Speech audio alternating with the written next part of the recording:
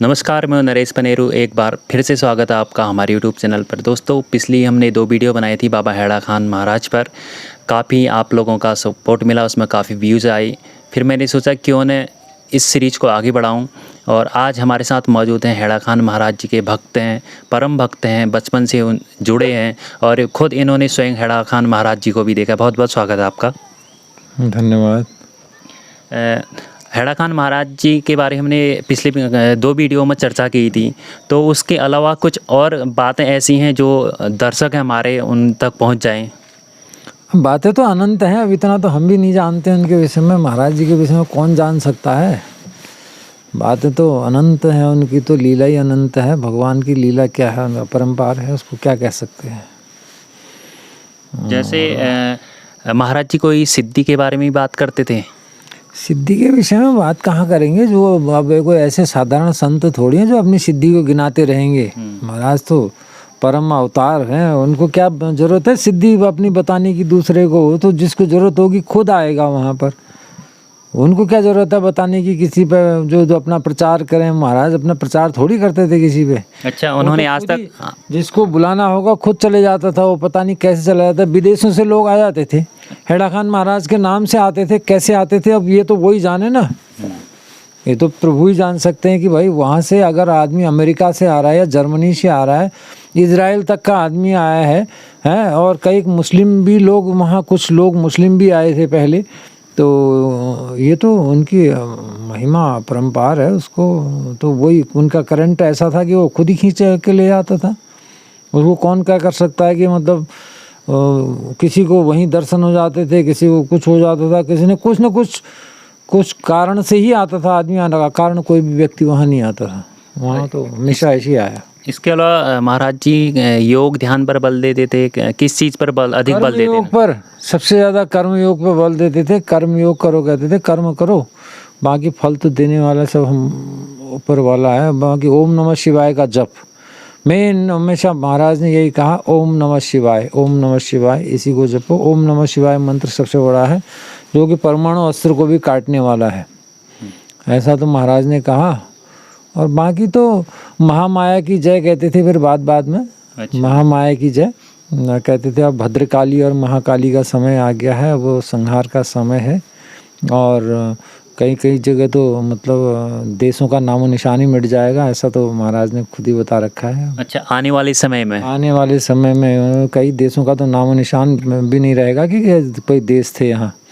और तो इसका कारण क्या होगा? बीमारी होगी या फिर युद्ध होगा? बीमारी भी, महामारी भी, भूकंप भी, युद्ध भी, विश्व युद्ध भी, कई प्रकोप बताए हैं ना। सारी चीज़ें तो मुझे भी नहीं पता महाराज ने क्या क्या कहा, लेकिन हर चीज़ उन्होंने अलग अलग समय में अलग अलग दिन बताई है ना।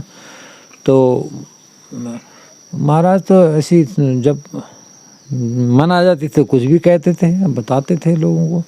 एक दिन ऐसा हुआ कि हम सीढ़ी से, वहीं पर सीढ़ी जो है अंतिम सीढ़ी के पास से महाराज आए और इधर से मैं भी गया। एक महाराज भी अकेले थे और मैं भी अकेला ही था वहाँ पर। पता नहीं ऐसा इत्तेफाक क्या हुआ, तो महाराज जो छोटी नाशपाती होती ना, मन की बात भी जान लेते थे समझ लो, वो उसकी नाशपाती खा रहे थे।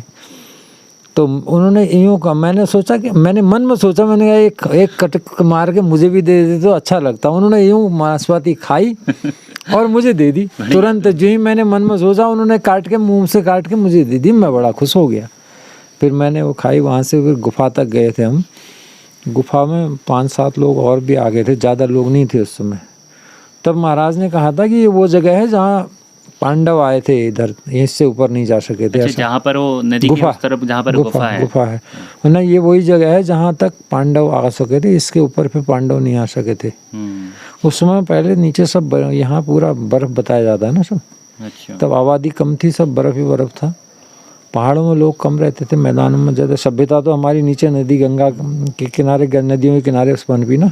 वहाँ पर जो जहाँ से गुफा लगती है, वहाँ से मैंने सुना कि वो गुफा कहीं अंदर ही अंदर कहीं गई है। हाँ, पुराने स्वरूप में जब महाराज पहले कंचोपा वाले स्वरूप में थे, तब उस रास्ते का प्रयोग करते थे। नए महाराज जी ने नहीं करा इस रास्ते का प्रयोग, बाद में बंद कर दिया गया है शायद, मेरे ख्याल से। अब तो वहाँ से जाते कोई है नहीं। वो रास्ता तो महाराज के अलावा और कोई नहीं जानता उस रास्ते को, तो वही जान सकते थे। वो तो था ही कि वो सभी जगह कई जगह उसी रास्ते से जाते थे, और जाते क्या थे, अंतर्यामी अंदर गए, पता नहीं कहाँ से क्या ध्यान लगाया उनके लिए क्या है, अभी यहाँ है तो अभी कहीं और जगह है, उनका तो क्या है, कहीं भी पहुँच सकते हैं ना। कोई ऐसी भी घटनाएं हैं जो प्रत्यक्ष लोगों को सामने देखे महाराज जी के साथ ने? महाराज लोगों ने तो बहुतों ने देखा है, बड़े बड़े उनके भक्त हैं तमाम गांव। मेहड़ा खान में अभी भी गौरहरि जी हैं, जो परम भक्तों में से एक हैं। जब से वहाँ आए महाराज जी के समय से, तब से उन्होंने ऐसी भक्ति करी, और निस्वार्थ भक्त हैं, निस्वार्थ भक्ति करने वाले गौरहरि जी महाराज। उनको लोभ नहीं, कोई मोह नहीं, ऐसा मतलब बहुत अच्छे उनमें से हैं। मैं भी उनको बचपन से, हम पहले से ही जाते थे हम भी। गौरहरि जी तो मैं समझता हूँ शायद कुछ समय बाद आए होंगे, मैंने तो शुरू में, हमने तो पहले सबसे पहले कटघरिया में, मैं 4 या 5 में पढ़ता था, तब मैंने देखे ना कटघरिया में सबसे पहले वृंदावन से आए महाराज। कटघरिया में जब पहली बार आए तो तभी देखे थे हमने। तो कटघरिया से ही पिताजी मेरे अध्यापक थे वहीं पर, कटघरिया प्राथमिक स्कूल में प्रधानाध्यापक थे। तो हम शाम को गए वहाँ मिलने। शाम को महाराज देर से आए तो हम घर चले गए थे, दूसरे दिन सवेरे फिर दर्शन किए। तब से लगातार ही महाराज के देखे। तो कई भक्त ऐसे हैं ना जो महाराज के काफ़ी निकट रहे हैं। बाकी तो हमारे एक दर्शक ने पूछा था कि सांब सदाशिव चरितम कहाँ मिलेगी। इनसे ही जानते हैं, क्योंकि ये हेड़ा खान महाराज जी के बहुत करीब रहे हैं और आश्रम भी लगभग महीने में 1-2 बार जाते हैं। हेड़ा खान में मिल जाती है, रानीखेत चिलियानवाला में मिलेगी, आश्रमों में ऑफिस होते हैं, वहाँ मिल जाता है। अच्छा। हाँ, उसका पाठ करते हैं, उसमें हवन करते हैं, उसके बाद पारायण करते हैं। उसका बहुत दिव्य कथामृत है एक, उसमें महेंद्र महाराज की लिखी हुई है दिव्य कथामृत। महेंद्र महाराज थे ना परम सिद्ध पुरुष। जो सांब सदाशिव चरितम है उसमें किसका वर्णन किया गया है? हेड़ा खान महाराज का। हेड़ा खान। हाँ, हेड़ा खान महाराज का पूरा उसमें वर्णन है। उसमें कई चीज़ें हैं, वो तो अब ज़्यादा पढ़ के पता चलेगा, सब पढ़ेगा आदमी, पढ़ के ध्यान से पढ़े तो आदमी। उसमें कर्मयोग पे, उसमें भी महाराज ने कर्मयोग पर ज़्यादा ध्यान दिया है। कर्मयोग की बहुत ज़्यादा महत्ता बताते हैं महाराज ने, हमेशा ही कर्मयोग को प्राथमिकता दी है। बाकी भजन ओम नमः शिवाय। अच्छा।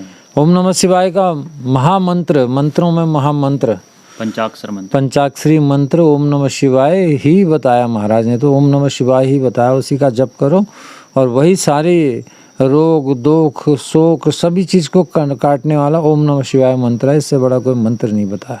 जो इसको जप करने की विधि है किस प्रकार से बताया था, कैसे कर चलते फिरते खाते पीते सोते उठते जैसे भी करो, भगवान का नाम जप में कोई दिक्कत नहीं है ज़्यादा। हर समय आदमी मन ही मन नाम लेते रहे, कोई बैठ करके वहाँ चिल्लाने की ज़रूरत नहीं है। बस मंदिर में जाओ, मंदिर में ले लो, खाते समय सोते समय उठते समय कभी भी भगवान का नाम ओम नमः शिवाय का जप मन ही मन करते रहे। आदमी चलते फिरते भी करते रहे, नाम जप है बस। वो तो कलयुग में तो वैसे भी नाम जप की श्रेष्ठता बताई गई है, उसमें तो कोई शक ही नहीं कि हर जगह हर मंत्र में हर जगह कहीं भी जाओ आप नाम की महत्ता बताते हैं। कलयुग की केवल नाम का ही जप है उनका, राम का जप करो चाहे कृष्ण का करो, लेकिन महाराज ने जो है ओम नमः शिवाय मंत्र बताया। उनका ओम नमः शिवाय से बड़ा कोई मंत्र नहीं है। ये सर्व सिद्धि देने वाला, सब कुछ करने वाला और आदमी को शांति देने वाला, रोग दुख शोक सब संताप सब चीज़ हरने वाला है ओम नमः शिवाय का मंत्र। इससे बड़ा कोई मंत्र नहीं बताया महाराज ने। अच्छा, मैंने देखा कि एक बार मैं भी जब आश्रम गया था तो वहाँ डॉक्टर लाल पैथ के जो ऑनर थे वो भी आए थे। वो कब से जुड़े हैं? वो तो अब तो काफ़ी समय हो गया, अच्छे भक्त हैं, चेयरमैन हैं, इस समय अध्यक्ष हैं वहाँ के। पहले महाराज ने जब ट्रस्ट बनाया, महाराज अपने रहते हुए ट्रस्ट बना गए। ट्रस्ट का उन्होंने अध्यक्ष मुनिराज जी को, मुनिराज जी परम भक्त हुए। चिलियानवाला जो मंदिर है उन्हीं की दी हुई ज़मीन पे बनाया गया है। तो महाराज के अनन्य भक्त मुनिराज जी और महान सज्जन आदमी स्वामी फकीरानंद। अच्छा। हाँ, स्वामी फकीरानंद भी उनके अभी हैं स्वामी फकीरानंद? नहीं, अब विदा हो गए। उनके पुत्र राणा जी, मेजर कर्नल राणा हैं उनके पुत्र, वो बड़े पुत्र वो आते हैं, भगवान सिंह राणा शायद मैं समझता हूँ उनका नाम है। और काफ़ी परिवार पहले से जुड़ा हुआ है। धनियान उनका मूल गांव हुआ। वो उनके स्वामी फकीरानंद जो है हमें बचपन से जानते थे अच्छी तरह, हमें मतलब काफ़ी अच्छा मानते थे वो। तो हम जाते थे हेड़ा खान तो उनके पास ऐसे काफ़ी बैठता था मैं। तो स्वामी फकीरानंद जो हैं महाराज के काफ़ी निकट रहे। स्वामी फकीरानंद हैं, मुनिराज जी महाराज हैं। मुनिराज जी महाराज तो बड़े सज्जन पुरुषों में से बहुत सीधे सच्चे इंसान हैं। वैसे तो जो भी हेड़ा खान में आए सभी भक्ति हुए, सिर्फ किसी की भक्ति का अंदाज़ा लगा पाना तो संभव नहीं है। हम ये नहीं कह सकते कि कोई साधारण दिखने वाला भी आदमी वो सबसे ज़्यादा परम भक्त हो सकता है, कि हम कोई ऐसा अंदाज़ नहीं लगा सकते ना किसी को देखने से कि ये बड़ा भक्त होगा या वो बड़ा भक्त होगा या कोई पैसे से बड़ा भक्त हो। महाराज जी को किसी से ऐसे लेना देना नहीं था। नहीं तो अपना जब महाराज अंतर ध्यान हुए तो उस समय नहीं तो किसी को अगर ज़्यादा अपना और पराया समझा होता तो महाराज उससे खास बात कह जाते ना, मैं इस दिन चला जाऊँगा या मैं इस दिन आऊँगा या इस दिन मैं ऐसा करूँगा। कभी उन्होंने महाराज का तो जब महाराज गए तो किसी को पता ही नहीं चला।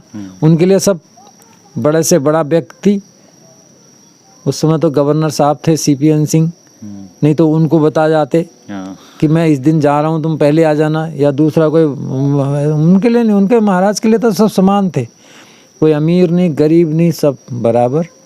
इसलिए जिसके अंदर जैसी भक्ति होगी वो तो महाराज ही जान सकते हैं, हम तो जान नहीं सकते हैं ज़्यादा। हम तो ये है कि हमने देखा जो ज़्यादा महाराज वहाँ से नज़दीक रहते थे, पहले से आते थे, तो हमने जो लोग देखे हमने उनके विषय में हमें थोड़ा बहुत जानकारी है। बाकी अभी जो हैं मतलब वहाँ गौरहरि जी, वास्तव में गौरहरि जी तो बहुत ज़्यादा मतलब भक्ति भाव में और कर्मयोगी, वास्तव में ऐसे कर्मयोगी मैंने बहुत कम लोग देखे हैं जितना गौरहरि जी हैं।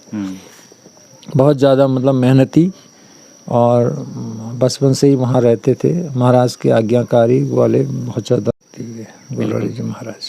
गौरहरि जी, इससे अगली बार हम जब आश्रम में जाएंगे तो ज़रूर उनसे चर्चा करेंगे महाराज जी के बारे में और एक वीडियो बनाएंगे।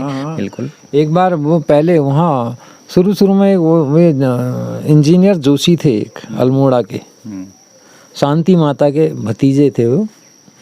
तो वो हेड़ा खान में रहते थे। हेड़ा खान जब उस समय छोटा सा था मंदिर, वो धूना था, धूने में रहते थे वो, महाराज ने उनको रखा था। तो वो भी अपने नियम के पक्के थे। जो महाराज ने जो कुछ कह रखा है उससे अलावा बिल्कुल कुछ भी एक मतलब इधर का उधर नहीं हो सकता था उनके समय में, बिल्कुल नहीं। जैसा महाराज की आज्ञा होती थी वैसा ही करते थे वो।